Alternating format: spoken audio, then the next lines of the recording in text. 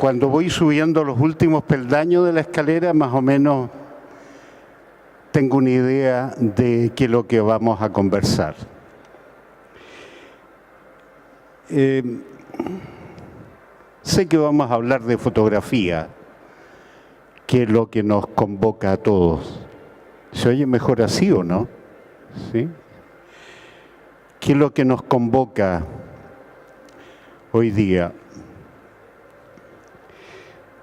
Como ustedes saben, yo llevo muchos años, no en este oficio, en esta pasión que es la fotografía. Y estaba pensando hoy día en la mañana, ¿qué me llevó a ser el fotógrafo que yo soy? Nunca me había puesto a recapitular y a pensar. Me remonté hasta el periodo en que, antes de entrar a la escuela de teatro, en que asistía a conferencias que daban en el Instituto Chileno Norteamericano de Cultura algunos escritores chilenos. Era un privilegio ver a José Donoso, a Marta Brunet, a Manuel Rojas, leer algunos cuentos y que ellos dialogaran con el público. Al año siguiente entré a la Escuela de Teatro de la Universidad de Chile y en primer año nos hicieron leer autores. Nos hicieron leer a todos los autores griegos, a Shakespeare, a Molière. La idea del autor empezó a rondar en mi cabeza. Luego de unos años en teatro, fui becado un año a Francia a estudiar cine y televisión. Y la verdad que me pasé la mayor parte del tiempo metido en la cineteca francesa que había fundado el señor Langlois, donde daban ciclos de cine de autores. Entonces, en una tarde tú tenías de 3 de la tarde a 11 de la noche una serie de películas del mismo director. Siguió rondando en mi cabeza esta idea del autor, de la posibilidad de la mirada personal. Luego, cuando regresé a Chile con mi primera cámara fotográfica y empecé a hacer fotos de teatro, yo miraba lo que hacían los fotógrafos profesionales, René Combó y otros, a quienes envidiaba porque tenían iluminación, trípode, cámaras con lentes intercambiables. Yo tenía una cámara con lente fijo, buena cámara, pero no tenía trípode, no tenía ampliadora, no sabía revelar. Y me tuve que inventar una manera de trabajar para superar las dificultades y la carencia de equipo. Y lentamente me di cuenta de que eso hacía mis fotos personales, diferentes, no tan buenas técnicamente como la de los fotógrafos conocidos, pero tenían algo. Por de pronto yo sabía más de teatro que ellos. Y eso fue lo que provocó el interés en la gente primero del Teatro Ictus, donde yo había trabajado, Jorge Díaz y Claudio Di Girolamo, que me encargaron fotos de afiches y de programas para las próximas obras. Luego pasaron unos años y el año 68, un escritor, Luis Domínguez, olvidado hoy día en Chile, había asumido como director de la Escuela de Periodismo de la Universidad Católica. La Universidad Católica recién acababa de hacer la reforma de los planes de estudio. Molesta el sol ahí, ¿eh? ¿Por qué no se ponen más acá? Entonces,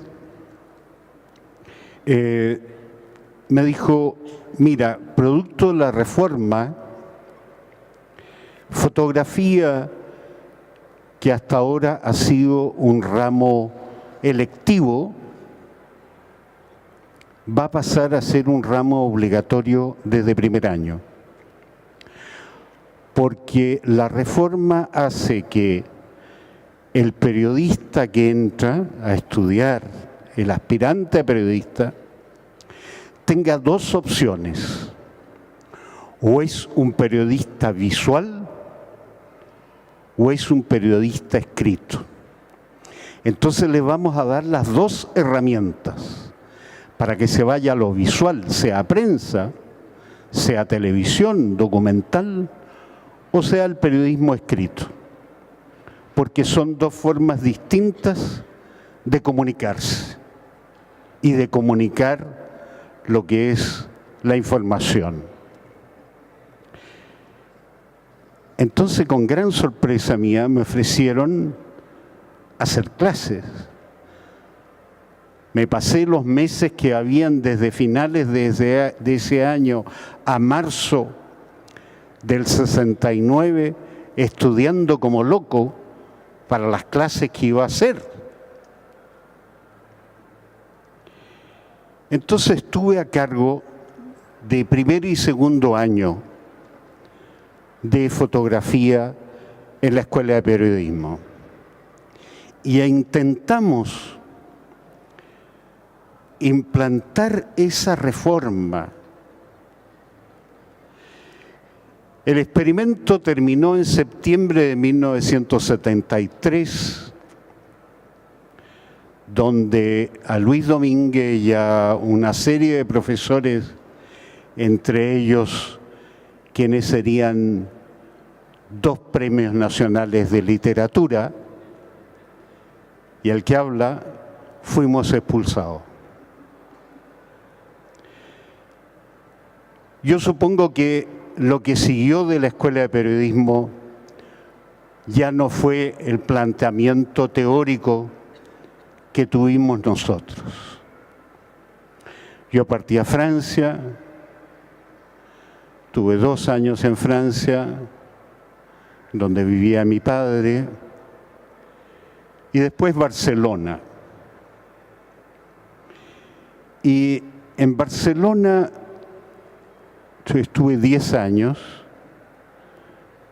muy importantes en mi vida, porque yo creo que ahí empecé a entender qué era yo como fotógrafo. Había una galería que habían inaugurado, la primera galería de fotografía que existía en España, poco después de la muerte de Franco, con un señor loco maravilloso que había sido fotógrafo y que tenía el sueño de dar a conocer la fotografía internacional, la fotografía de autor, y traía exposiciones de Estados Unidos y libros, muchos libros. Yo me acuerdo que le dije, quiero hacer una exposición. Yo hasta ese momento había hecho 2 exposiciones en Chile. El año 69, una foto que había tomado en Nueva York, y después el año siguiente otras que había tomado en Bolivia y Ecuador. Entonces me dijo, trae tu trabajo, se lo llevé, hizo 2 montoncitos. Y me dijo, esto ya lo conozco. Hay otros fotógrafos que hacen esto y mejor. Este otro a mí me interesa. Este eres tú. Fue muy duro, pero por Dios, qué buen consejo. Me dijo, esto lo quiero mostrar. Esto a mí me interesa. Aquí hay una voz personal. Hicimos la exposición, poco tiempo después empecé a trabajar en el centro que él tenía, a hacer clases, y tenía una biblioteca enorme, enorme. Y yo empecé a trabajar en revistas, en publicaciones, entonces no necesitaba que él me pagara en dinero y empecé a hacer canje. Me paga las clases con libros y empecé a tener una biblioteca que la última vez que conté los libros llegaban a 1.600 libros de fotografía. Hay gente que va a mi departamento y dice que el piso se va a hundir del peso de los libros. Se me cayeron en el terremoto, fue terrible eso. Entonces, ya más afirmado en esto del autor, que venía de los escritores chilenos, de los dramaturgos del teatro, afirmado por esta presencia enorme de libros de autores norteamericanos, me fue quedando cada vez más claro que no era el tema el que importaba. El tema es el fotógrafo, ¿no? Y un norteamericano, Paul Strand, que recorrió todo el mundo y ya mayor terminó en un pequeño pueblo que yo conocí cerca de París, dijo, finalmente dar toda la vuelta al mundo para llegar y entender que todo lo que yo buscaba estaba aquí, on my doorstep, en la puerta de mi casa. O sea, en el interior de mí mismo. No tengo que ir a buscar a otro lugar. Todo el tema, no hay más tema que yo, que lo que yo conozco. He trabajado entonces en esa óptica. No ha sido fácil. Cuando regresé a Chile el año 85, trabajé en un proyecto que traía de hacer el libro Retratar la ausencia sobre Neruda. Lo hice, era una visión personal sobre Neruda que me ayudaba a soportar el horror que se vivía en esos momentos en Chile. Entonces me decían, vamos a fotografiar las manifestaciones, la gente en el centro. Yo les dije, mira, desgraciadamente fui una vez, 2 veces, no me interesa. Yo creo que el reflejo en fotografía de una dictadura es mucho más complejo y más sutil que simplemente unos policías pegándole palos a la gente en la calle. Eso pasa en todos los países, con democracia, con dictadura, y pasa en Europa, pasa en Estados Unidos. Eso no es reflejo de una dictadura. Y partía a buscar otras cosas, no sabía qué. terminé fotografiando unas rocas que fotografío todavía en el cementerio que está entre Zapallar y Papudo. Y a mí me parecía que la violencia cósmica que había en esas piedras, la fuerza con que unas estrellaban a otras y las destrozaban, en una escala de tiempo más allá de la que nosotros podemos percibir, pero que pasaba, había algo de la violencia que yo sentía en ese momento en Chile. Ese es el cuento que me conté yo. Hice una exposición, me miraron como loco, nadie entendió nada, pero no importa. Fui consecuente con lo que yo sentía que en ese momento tenía que hacer.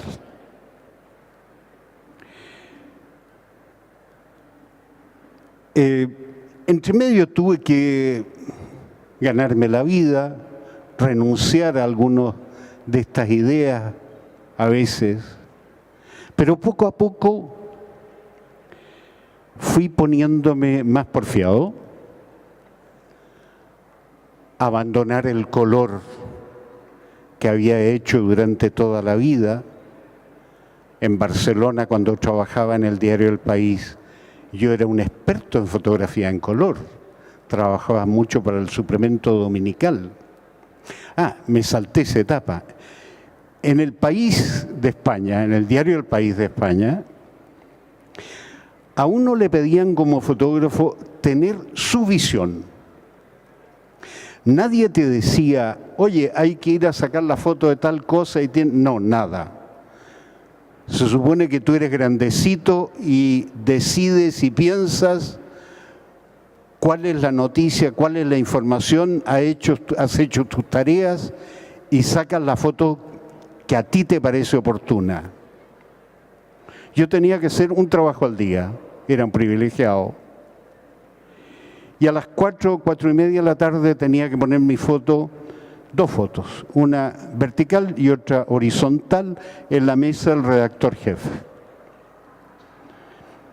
El redactor jefe o el redactor de cierre decidían si publicaban una foto o la de otro compañero o la de las agencias de noticias que llegaban, tenía la mesa llena. Tú te tenías que ganar el espacio para que tu foto fuera publicada. Y era política del diario que la portada, la foto que iba en primera página del diario, no era la noticia más importante, era la mejor foto del día. Eso también fue una disciplina enorme, porque si no salía tu foto nadie te decía nada, no te iban a echar. Pero el amor propio sufría bastante. Si pasaban varios días en que no te publicaban, grave, mi amigo, ¿no? Entonces, eso también fue un curso acelerado de formación de la visión propia. Nos saltamos, volvemos a Chile, fui dejando color. La última cosa fue un libro que cuidadosamente callo y oculto, porque me da vergüenza, porque es una mezcla de color y blanco y negro que no debía haber aceptado. Y acepté por última vez la imposición del editor. Y es un desastre. Afortunadamente está agotado y no se encuentra en ninguna parte. Ni voy a decir cómo se llama ni nada. Entonces, ese fue el último disparate. Yo dije, a partir de ahora, yo hago las cosas como yo creo que tienen que hacerse. Y si me equivoco, yo asumo la responsabilidad. No le echo la culpa a nadie. Traté por eso también de dejar de hacer y de participar en exposiciones colectivas, donde la responsabilidad se diluye. No, si hago una exposición, soy yo solito, ¿no?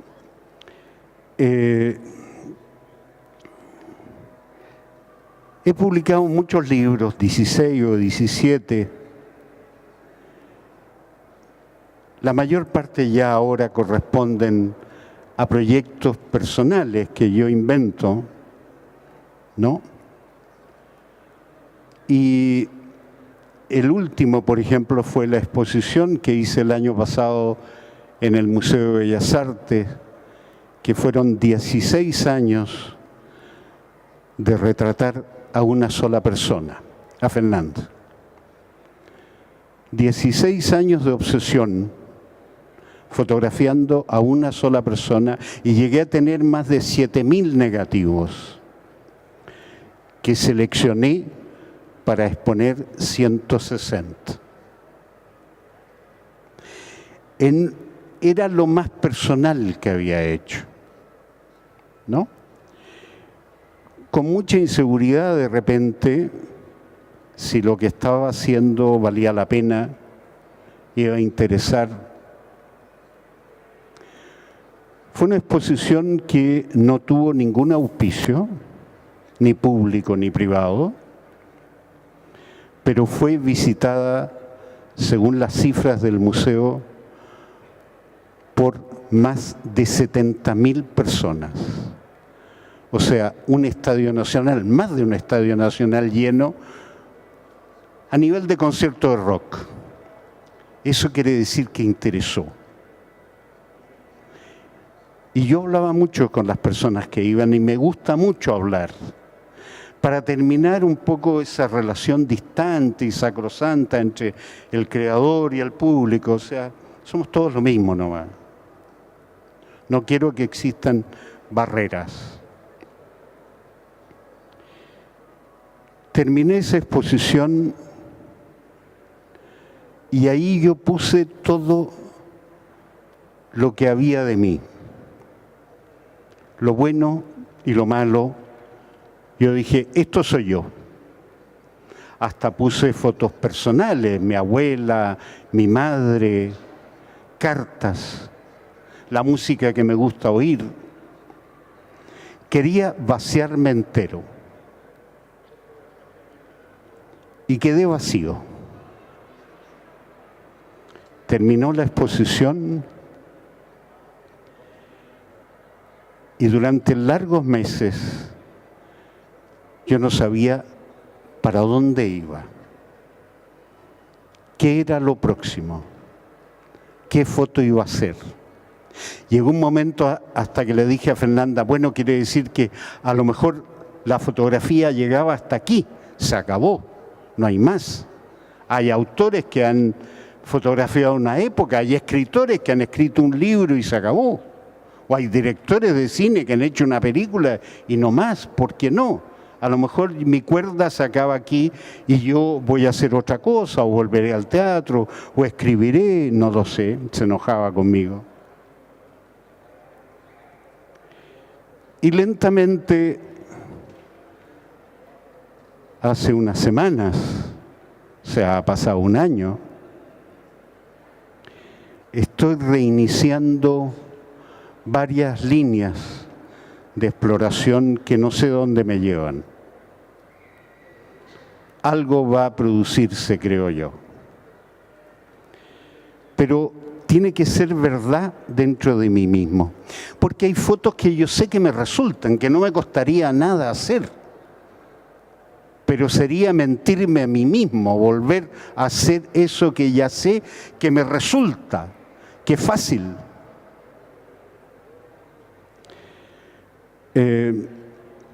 Yo creo que algo puede salir de esas líneas que estoy explorando, buscando. Y de pronto el estímulo son las malas noticias. Las malas noticias para mí son de repente las tonteras que leo en la prensa sobre la fotografía, que me indignan. Y ayer un amigo, exalumno, temprano en la mañana, me envió un correo, me dijo, mira lo que han publicado hoy día. Y lo leo, y era una crónica de un periodista que yo he respetado mucho, Ascanio Cavallo, que he respetado su conocimiento del cine y de política, y hacía un comentario del documental La sal de la tierra sobre Sebastián Salgado.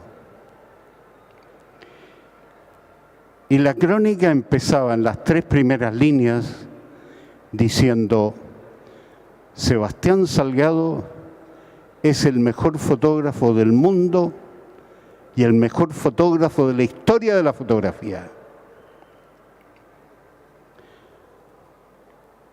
Entonces, por vez primera, escribí una carta dirigida al señor Ascanio Cavallo, que espero que me la publiquen en el Mercurio, pero si no, se la haré llegar a la universidad donde hace clases. Porque yo creo que callar de pronto es un gesto de cobardía que ya hemos tenido demasiado en este país y que a veces llega el momento de decir las cosas con mucho respeto, pero decir lo que uno piensa. Y antes que Ascanio, les voy a leer la carta a ustedes. Señor Ascanio Cavallo presente. En pocas ocasiones leo el Mercurio, pero en esta oportunidad me refiero a su crónica del último sábado sobre el film La sal de la tierra, que me reenvió escandalizado un antiguo alumno de mis talleres de fotografía.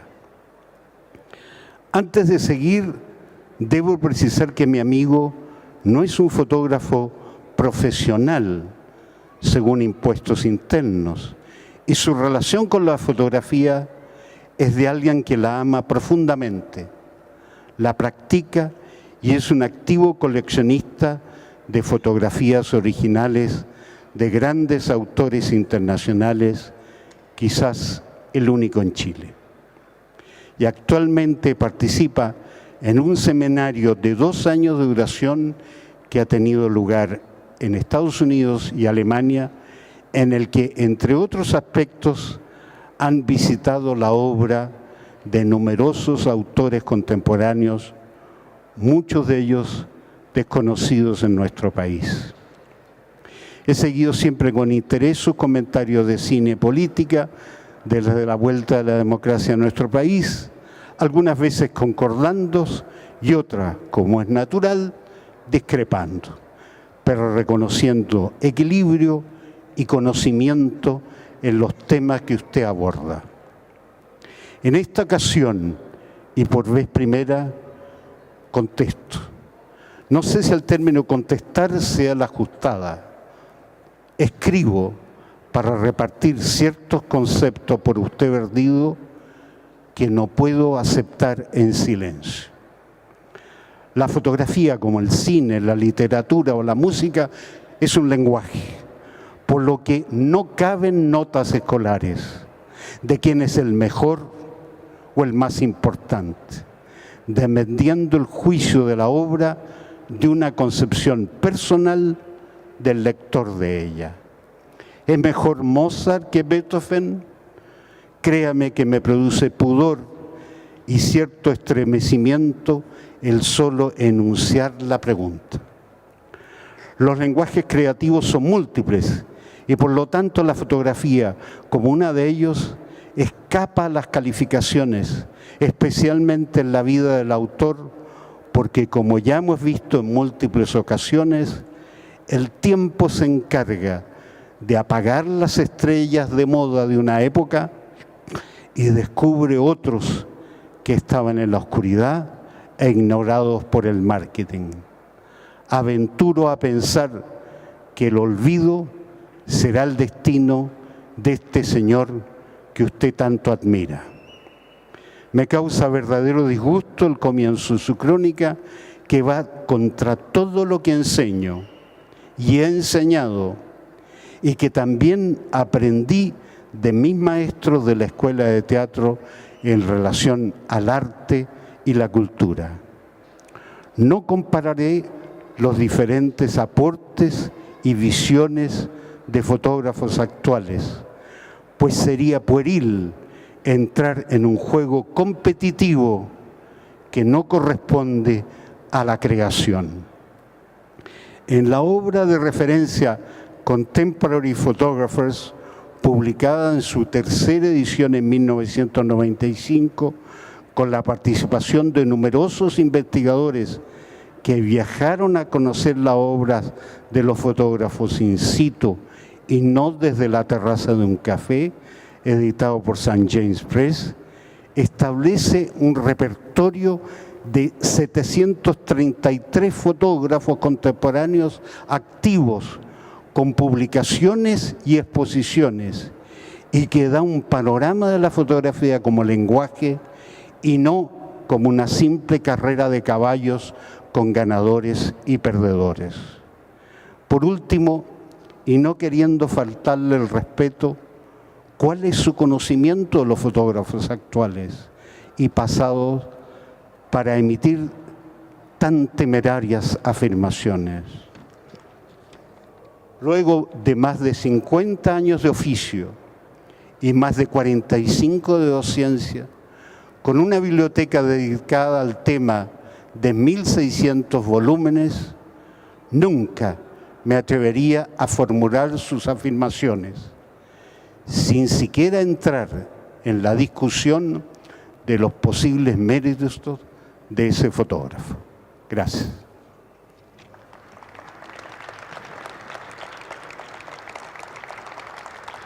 A ver si la publican. Por eso lo que yo quería hablar es eso. La fotografía es el fotógrafo, no es el tema. Por lo tanto, yo estoy lejos del fondar, que no me lo dan, ni postulo. No creo en él. Me parece un disparate ese formulario. ¿Cómo voy a saber antes? ¿Cómo voy a contar antes de siquiera salir a la calle qué foto voy a hacer? Si no lo sé. No lo sé. Y eso es la creación, amigo. ¿Cómo voy a describir mis propósitos si no lo sé? ¿Cómo voy a decir cuál es la importancia que va a tener mi trabajo? Nadie lo sabe.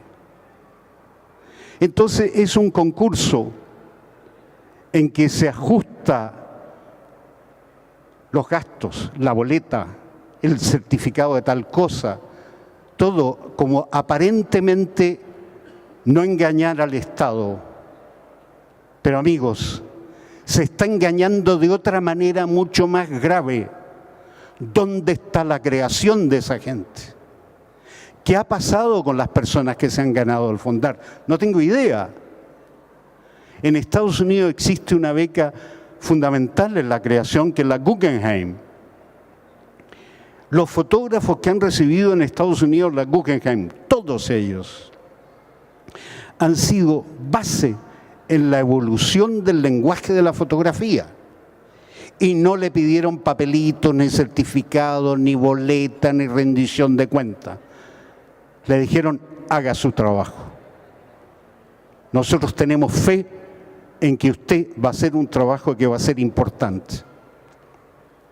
Entonces, este fondar, que es un engaño monstruoso, no está produciendo lo que debería producir, que es el enriquecimiento de visiones personales, no solo en la fotografía, en otros campos también. Se dice, es que así nosotros vigilamos la inversión. ¿Y qué? ¿Y qué? Me da lo mismo a mí eso. Me importa otra cosa. Alguien me dijo una vez, y parece que tiene razón, que mientras pasa el tiempo, yo en vez de tranquilizarme como se supone que viene con la edad, me pongo más peleador. Y es verdad. Aquí estoy casi a los 75 años, los cumplo en diciembre, 13 de diciembre, por si alguien me quiere hacer un regalo, Sagitario. Es verdad. Cada vez tengo menos paciencia para la estupidez humana. Y les doy las gracias de todo corazón haberme acompañado hoy día en este monólogo aparentemente sin forma, pero espero que con mucho fondo. Muchas gracias. El proceso del cambio de color a blanco y negro, ¿qué lo llevó, qué lo motivó a dejar la maravilla del color y cambiarse a la maravilla del blanco y negro también? ¿Cómo fue ese proceso interno para usted? Correspondió también al lenguaje, a la decisión. Durante mucho tiempo yo quise que ser Cartier-Bresson y me paseaba con una Leica debajo del brazo hasta que me di cuenta que por mucho que me paseara con una Leica jamás iba a ser Cartier-Bresson. Luego quise ser fotógrafo del National Geographic. Entonces tomaba Kodachrome, viajé a la India, a Túnez, a otros lugares y traté de ser un fotógrafo como del National Geographic. Y lentamente me di cuenta que no, que eso no era lo mío, que estaba mintiendo, que lo podía hacer porque tenía oficio, lo sabía resolver, pero que en realidad lo estaba haciendo para otros, no para mí. Y fue una evolución lenta, durante mucho tiempo convivían esas dos cosas, pero había una diferencia fundamental. El color, bueno, se trabajaba en diapositiva. Tú llevabas la diapositiva al laboratorio, 2 horas después te entregaban estas imágenes reveladas y ahí se termina. En cambio, el blanco y negro, yo trabajo hasta el final. Revelo, amplío, miro, pienso. Y algunas veces dejo pasar meses y años antes de ampliar la fotografía. Y me es muy importante ese periodo. Luego leí un texto de un director de fotografía francés, Alecán, que decía: el blanco y negro corresponde a las dos emociones extremas del ser humano. La luz, el blanco, cuando venimos del vientre materno y nacemos. Y nuestra vida transcurre en todos estos grises intermedios con el miedo al negro definitivo, la muerte. Y ahí se me quedó. Y no es una decisión de un día, fueron de a poquito fui dejando, ¿no? A veces me piden color. Yo soy un fotógrafo profesional también, o sea, yo también vivo de mi oficio. Y a veces me piden y tengo que hacerlo. Las hago lo más honestamente posible, con el conocimiento que tengo de mi oficio. Pero mi corazón no está ahí. No lo guardo. Yo no tengo archivo de fotos color, ni una. Solo tengo archivo desde hace más de 50 años de blanco y negro. Pero es mi opción, no es una obligación. Yo no obligo a nadie. En el arte, la creación, está todo permitido, todo es lícito. Es el reino de la libertad, de las múltiples opciones. Entonces, ¿por qué voy a obligar yo a alguien a hacer lo que a mí me gusta? No. Lo que sí pido es que me dejen tranquilo con lo mío. Muchas gracias. ¿Te contesta algo, no? Absolutamente, maravilloso. Mucho. Mi pregunta es, usted 16 años le estuvo tomando fotos a su pareja Fernanda Yo quiero saber si desde el primer momento en que usted empezó a tomarle las fotos a su pareja, La última etapa no te la vi. 16 años y luego... ya, 16 años tomándole fotos a su pareja. Yo quisiera saber si desde que empezó a tomarle fotos a su pareja tenía pensado hacer una exposición. No, Ya. no. Son las primeras imágenes, son... Yo tengo miedo a la pérdida. O sea, y eso no es que me di cuenta yo, si alguien me lo dijo. Yo soy un niño guacho. Mi padre se fue a la Segunda Guerra Mundial como voluntario cuando yo tenía un mes. Y mi madre tuvo que empezar a trabajar para alimentar a mi hermano y a mí. Entonces me crió mi abuela paterna. Y de a poco, yo supongo que a los 2, 3 años empecé a tener noción de unos pedacitos de papel que llegaban en unas cartas con un señor apoyado en un tanque o en las pirámides de Egipto y me decían, mira, mira, es tu papá. Pero yo no sabía qué es lo que era un papá, para qué servía un papá. Yo tenía a mi abuela que me daba toda la ternura y todo lo que yo podía en el mundo. A los 5 años y algo me dijeron, vamos a buscar a tu papá a Los Cerrillos, al aeropuerto. Ahí se bajó un señor de un avión y yo tenía que unir la foto con ese señor. Fatal, no funcionó. Entonces, mi primera relación fue con la fotografía antes que con ese señor. Y me daba el sentido de pertenencia el pedacito de papel. Y luego yo sentía que la gente se iba de mi vida, o morían, o se iban de otro lugar, y lo único que me quedaba era el pedacito de papel, la fotografía. El bien que más aprecio es una fotografía que me regaló mi abuela, cuando ella, que hizo un fotógrafo, no sé quién, cuando ella tenía 40 años. Y yo la llevo en cada mudanza de país o de casa. Eso me da un sentido de equilibrio, que no la he perdido, que no está enterrada en el cementerio general, sino que la tengo ahí, su presencia. Entonces, todo mi trabajo está relacionado con el miedo a la pérdida, con el miedo a la desaparición. El golpe se llevó todo. Tenía imágenes que me las llevé. Luego, cuando volví, irónicamente, el primer día que yo llegué a Chile, el año 85, fue el terremoto que destruyó parte de la ciudad de mi infancia. Y yo salí a fotografiar. Fotografío a las personas que yo creo que son importantes para la vida cultural de Chile, que han hecho un aporte y que no se olviden en un país que no tiene memoria.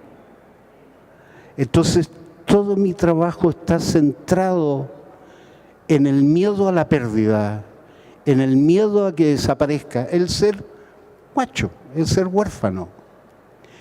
De eso no se repone nunca uno. Y siempre me decían, ah, claro, ella es más joven que tú, te va a dejar. Te va a dejar, eso es inevitable. Entonces yo tenía la foto. Se iba, pero yo tenía la foto. Y empecé a capturarla a través de las imágenes. Y era una imagen, una manera, como dicen los indígenas, de robarle el alma, de robarle la presencia, de tenerla conmigo. ¿No? Todo esto es muy instintivo, no hay explicaciones de repente muy lúcidas y muy muy profunda. Pero yo creo que lo último que apareció fue la idea de la exposición. Yo no sabía cuándo iba a poner un fin al ciclo, ¿no? Había pedido la sala del Museo de Bellas Artes con 3 o 4 años de anticipación. O sea, en el fondo también cuando es un proyecto tan absorbente, te impide hacer otras cosas. Entonces yo dije, tengo que cerrar este ciclo, hacer la exposición, hacer un libro, compartirlo con otras personas, liberarme de eso para a lo mejor poder pasar a otra cosa.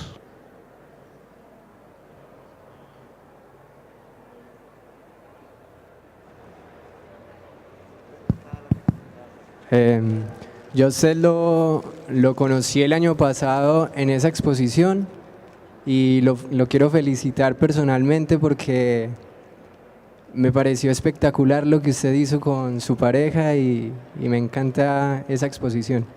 Muchas gracias. Ahí está lo que decía antes, lo que yo conozco.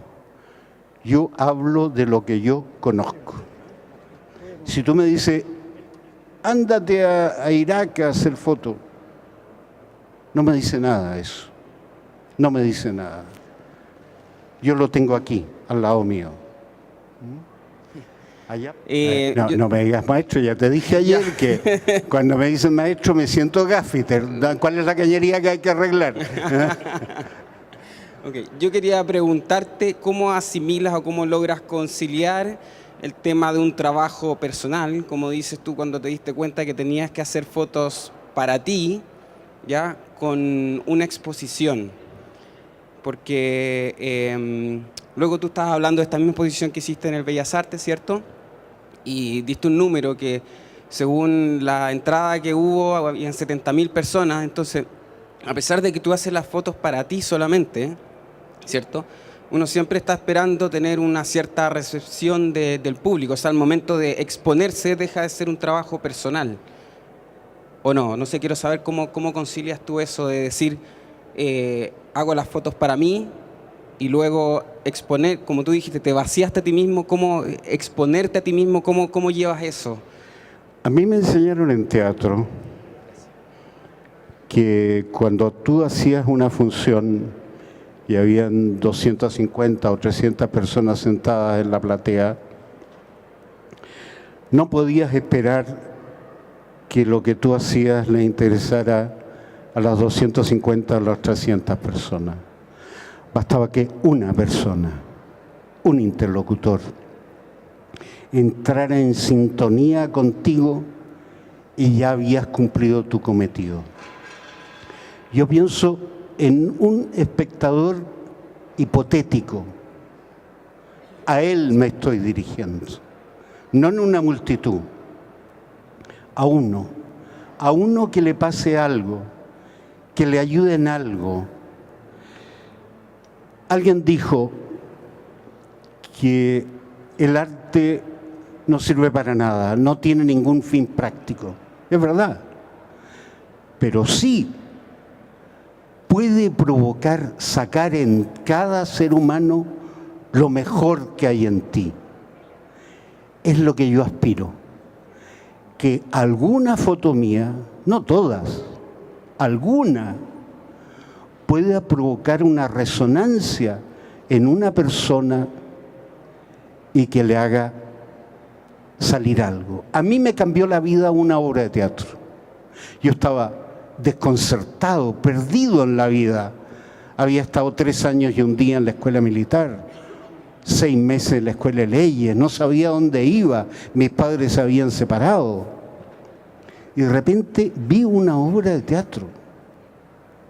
Y eso me cambió totalmente. El arte tiene esa posibilidad. Don Luis, por acá, Patricio, quería hacerle una pregunta. ¿Qué cree usted que hace a un buen fotógrafo? primero que todo, ¿y qué consejo le daría a los fotógrafos nuevos que estamos comenzando para comenzar, digamos, de aquí en adelante? Es un poco la respuesta a la carta de Ascanio. ¿Qué es un buen fotógrafo? Yo no lo sé. Yo no lo sé. Hay fotógrafos que a mí me pueden interesar más o menos según el momento que los estoy viendo, según lo que yo estoy viviendo, según la resonancia que en ese momento tiene conmigo, pero es como una obra musical, es como una poesía. No se sabe, no se sabe, no existe el ranking, no existe el mejor, no existe el peor. Hay, puedo decir, sí, más consecuencia o más honestidad o más sinceridad en lo que haces. Y eso sí que yo creo que trasciende, eso se nota. Entonces es el consejo que no doy yo, es el consejo de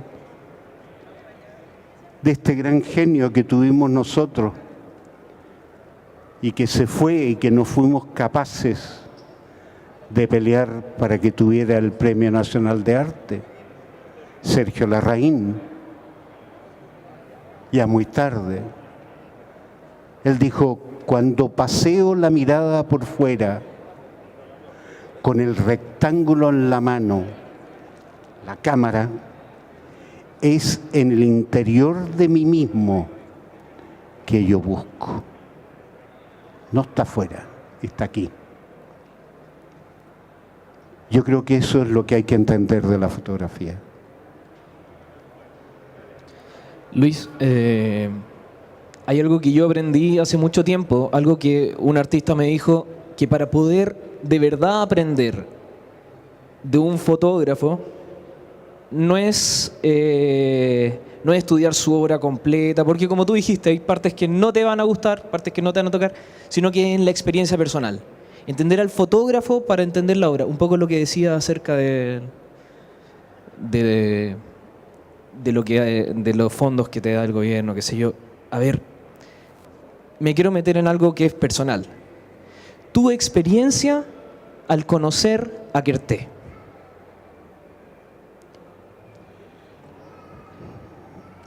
Yo he tenido privilegios en mi vida, soy autodidacta, aprendí solo, pero he tenido encuentros muy importantes. Uno de ellos fue Kertész, que fue corto, pero muy fuerte, muy intenso, y el diálogo con él me reafirmó todo lo que yo intuía de su persona a través de las fotos. O sea, al conocer al personaje en persona, me di cuenta que era verdad todo eso, que sus imágenes eran él, era cierto eso. Y eso es muy potente. Me pasó también con Cartier-Bresson, ¿me entiendes? Con el Queco, a pesar que con Sergio Larraín mis conversaciones fueron más bien discusiones que conversaciones. No era fácil, ¿eh? Y la mayor parte de las veces no estábamos de acuerdo en nada. Pero sin embargo, para mí fueron diálogos muy importantes. Y a mí, fíjate que he descubierto que de repente más que la obra, porque ¿qué tengo que ver yo con la obra de Sergio Larraín? Nada. ¿Qué tengo que ver con lo de Cartier-Bresson? Nada. ¿Qué tengo que ver con lo de Kertész? Nada. Hay una manera, una ética, con lo cual ellos se paran frente a la fotografía que a mí me conmueve. Y yo soy solidario de esa ética, de esa postura frente a la fotografía. Y la fotografía también tiene que moverse con sueño, con utopía. Y el hecho que estén aquí ustedes me indica que eso los interesa. Porque las revistas de fotografía hoy en día, las pocas que hay, están todo el tiempo tratando de venderles la última cámara y poco y más. Cuando yo empecé, yo aprendí en esa revista de fotografía, pero hablaban más de los fotógrafos que de los fierros, que de las cámaras. Y esas revistas, esas publicaciones están cautivas,